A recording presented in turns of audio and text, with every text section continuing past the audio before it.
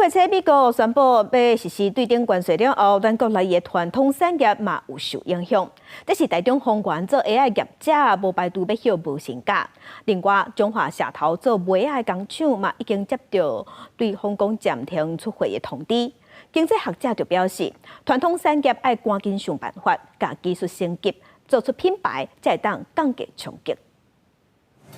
工人伫下底高价起哩，刷落来底无。台中丰原的这下厂搁在运作，但是讲到要面对美国关税的冲击，业者讲压力是真大。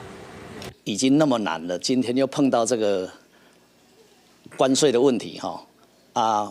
就很怕内销市场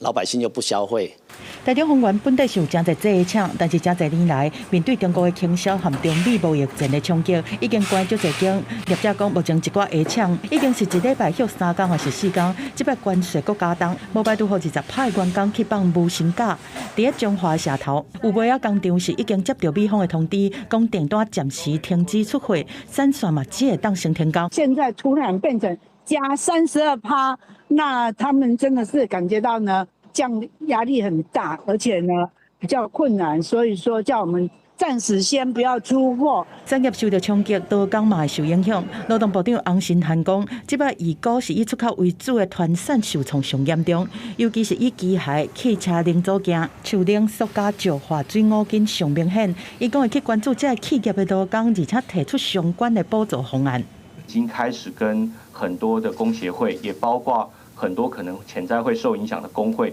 已经开始联系，那密切掌握大家的这个产业里面状况，包括企业用人的状况。经济学者认为，讲台湾的传统产业长期是面对继续的竞争，劳动力走去外国，和产业空洞化，和大多数都是台港的品牌困境。这结构性的问题造成竞争力一直降，应该思考转型。企业自身的应变，还有从产业集体的升级，或是从政府政策的引导这双方面来改变它。关税政策它是一时的但是产业结构的脆弱才是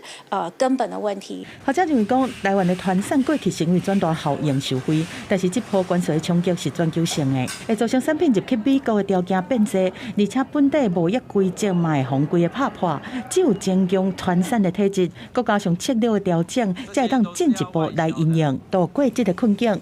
记者综合报道。